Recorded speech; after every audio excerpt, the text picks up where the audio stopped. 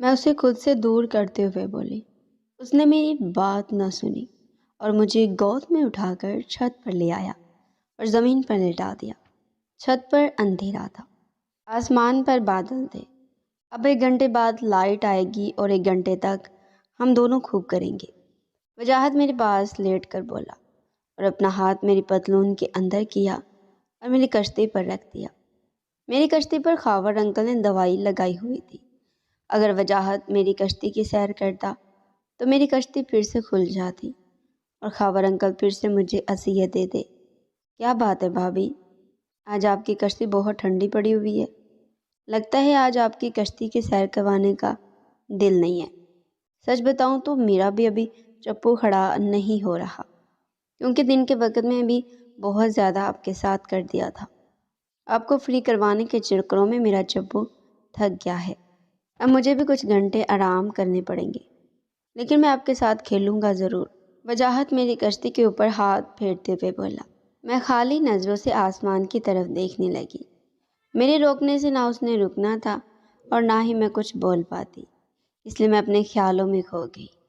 मेरे जहन में अली का चेहरा घूमने लगा। जब उसने मेरे पिछले हिस्से में अपने होंठ रखे थे तो मुझे बहुत अच्छा लगा था। मैं यही सब सोच रही थी कि वजाहत मेरे ऊपर आया और फिर मुझे फ्रेंच देने लगा। वो मेरे लब्बों को ज़ोर से काटने लगा और साथ में मेरे माल्टों को भी दबाने लगा। मैं अली के बारे में सोच रही थी, इसलिए मुझे ऐसा लगने लगा मेरे साथ अली कर रहा है।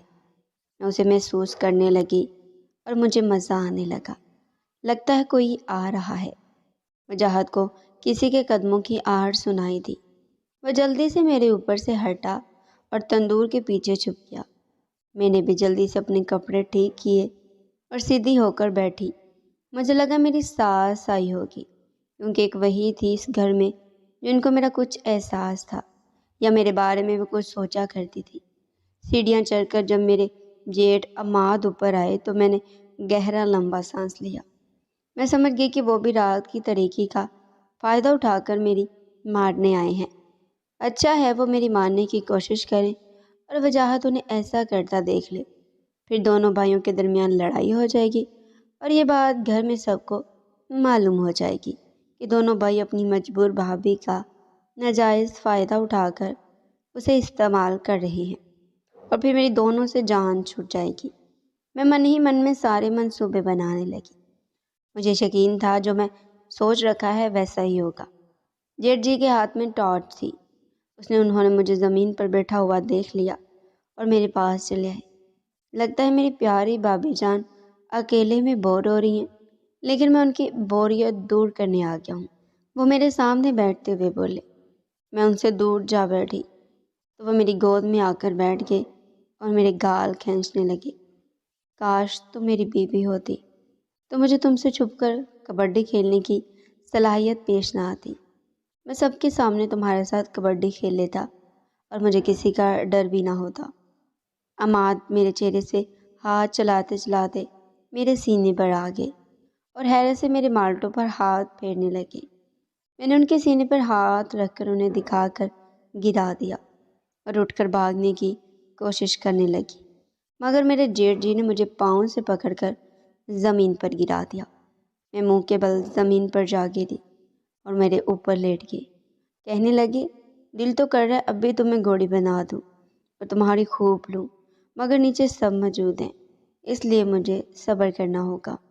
जेठ जी पतलून के ऊपर से ही अपना चप्पू मेरी दरमान वाली लाइन में दबाकर गुस्से से बोले और मुझे बालों से पकड़कर मेरा मुंह ऊपर खींचा और बेदर्दी से मुझे फ्रेंच देने लगी। सामने बैठा वजाहत छुप कर सब देख रहा था। मैं उसके बोलने के इंतज़ार में थी कि वो कब बाहर निकलेगा। वो मेरे लिए अपने भाई से लड़ पड़ेगा, मगर वो बगैरत निकला। कुछ ना बोला, सिर्फ देखता रहा। अमान ने मेरे साथ हल्का फुल्का सा मगर बेदर्दी से किया और फिर मुझे छोड़ दिया, क्योंकि लाइट आने वाली थी। आज तुम्हें छोड़ रहा हूँ, लेकिन कल 2 बजे तैयार रहना। मैं तुम्हें होटल लेकर जाऊँगा और वहाँ अच्छे से तुम्हारी लूँगा, समझी? और इनकार मत करना, वरना तुम्हें और तुम्हारे इस बेकार शोहर को मैं घर से बाहर फेंक दूँगा। वो मुझे फिर से धमकी देकर चले गए ان کے جانے کے بعد میں پھوٹ پھوٹ کر رو پڑی۔ کچھ دیر بعد حیرت میں ڈوبا وجاہت باہر نکلا اور میری حالت دیکھ کر مجھے ترس بھری نگاہوں سے دیکھنے لگا اور بولا، مجھے لگا تھا میں ہی گھٹیا انسان ہوں اس گھر میں جو اپنی بھابھی پر بری نظر رکھے ہوئے ہوں، مگر بھائی تو مجھ سے زیادہ گرے ہوئے انسان ہیں۔ وہ تو آپ کے ساتھ جانوروں والا سلوک کرتے ہیں اور آپ کو دھمکاتے بھی ہیں، اپنی بیوی کے ہوتے ہوئے بھی۔ میں تو کنوارا ہوں، میرے پاس بیوی نہیں ہے، اس لیے میں سب کرتے ہوئے اچھا لگتا ہوں، وہ مجھ سے کہنے لگا۔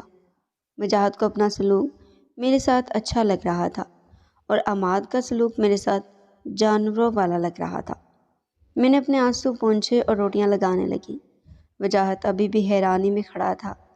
وہ میرے پاس آیا، کہنے لگا، بھابھی آپ میرے سوا کسی اور سے نہیں کروائیں گی، صرف میں ہی آپ کی ماروں گا۔ مجھے ذرا اچھا نہیں لگتا جب کوئی آپ کی کشتی میں اپنا چپو اتارنے کی بات کرے۔ جب چھوٹے بھیا آپ کے ساتھ کرتے تھے تب میرا خون بہت کھولتا تھا، میں طرح طرح کے منصوبے بنانے لگتا کیسے آپ دونوں کو جدا کروں، اور جب آپ دونوں جدا ہوئے تو مجھے بہت خوشی ہوئی کہ اب میں اکیلا ہی آپ کی کشتی میں اپنا چپو چلا کر آپ کا پانی نکالوں گا۔ مگر یہ بڑے بھائی کو پتہ نہیں کون سی کھاٹ ہے جو اپنی ان کی بیوی سے دوری نہیں ہو رہی اور وہ آپ کے پاس آ رہے ہیں۔ میں آپ کو بتا رہا ہوں بھابھی، آپ بڑے بھائی کو اپنی کشتی کے آس پاس بھی نہیں آنے دیں گی، سمجھ گئی ہیں نا آپ؟ وجاہت نے غصے سے کہا۔ وہ عماد کی حرکت پر اس لیے غصہ ہو رہا تھا، وہ نہیں چاہتا تھا کہ اس کے سوا کوئی اور میری کشتی کی سیر کرے۔ میرے پاس یہ اچھا موقع تھا وجاہت کو عماد کے خلاف کرنے کا۔ وہ غصے کا تیز اور جذباتی لڑکا تھا۔ میں روتے ہوئے اس کے گلے سے لگ گئی اور اسے اشاروں سے کچھ سمجھانے لگی۔ میں چاہتی تھی وہ سمجھ جائے کہ میں عماد کے ساتھ نہیں، اس کے ساتھ صرف کرنا چاہتی ہوں، مگر وہ میرے ساتھ زبردستی کر رہا ہے۔ لیکن میری باتیں اسے سمجھ میں نہیں آ رہی تھی۔ کیا بھابھی، مجھے کچھ سمجھ میں نہیں آ رہا، آپ مجھے میسج کر دینا جو کہنا چاہتی ہیں، اور آپ پریشان نہ ہونا، میں آپ کے ساتھ ہوں اور آپ کو بھائی کے چپو پر چڑھنے نہیں دوں گا۔ وہ میرا چہرہ اپنے ہاتھوں میں لے کر بولا۔ میں زبردستی مسکرائی۔ میں وجاہت کو پھانس کر عماد کو مزہ چکھانا چاہتی تھی، اس لیے میری زندگی زیادہ عذاب میں ڈالی تھی۔ ہم دونوں ایک دوسرے میں کھوئے ہی تھے کہ اوپر سے میری نند آ گئی۔ میں سہم گئی اور وجاہت سے دور کھڑی ہوئی۔ امی پوچھ رہی ہیں روٹیاں بنی ہے یا نہیں؟ وہ ہم دونوں کو شک کی نگاہوں سے دیکھ کر بولی، ہاں بس 2 ہی رہ گئی ہیں، تم جاؤ میں لاتی ہوں۔ میں تندور میں لگی روٹیاں نکالتے ہوئے بولی، ہاں جاتی ہوں۔ وہ دھیرے سے بولی اور پھر نیچے چلی گئی۔ میں نے ابھی روٹیاں بنائی ہی نہیں تھی، میں روٹیاں بنانے لگی۔ وجاہت میری مدد کرنے لگا۔ اس کا رویہ اچانک میرے ساتھ بدل سا گیا تھا۔ ہم دونوں نے مل کر روٹی بنائی اور نیچے آئے۔ لائٹ بھی آ چکی تھی۔ میرے ساتھ وجاہت کو چھت سے اترتا دیکھ کر عماد چونک گیا، کیونکہ جب وہ آیا تھا میرے پاس میں اکیلی تھی۔ تم چھت پر کب گئے ہو؟ وہ سوالیہ نگاہوں سے اسے دیکھ کر بولی۔ میں تو 1 گھنٹے سے بھابھی کے ساتھ ہی ہوں بھیا، وہ عماد کی آنکھوں میں دیکھ کر بولا۔ اس کا جواب سن کر عماد کے پسینے بہنے لگے، کیونکہ وہ چھت پر میرے ساتھ زبردستی کر رہا تھا اور اسے لگا کہیں اس کے بھائی نے سب دیکھ نہ لیا ہو۔ ہاں تمہاری لاڈلی بھابھی جو یہی ہے، تم اس کے ساتھ ہی رہو گے، بڑی بھابھی اس پر طنز کرتے ہوئے بولی۔ دوستوں یہ کہانی بہت ہی مزے کی ہوتی جا رہی ہے۔ کہانی کو مزید آگے سننے کے لیے میرے یوٹیوب چینل کو لازمی سبسکرائب کریں، تاکہ جب میں اس کا اگلا پارٹ اپلوڈ کروں اس کا نوٹیفیکیشن آپ لوگوں کو سب سے پہلے ملے۔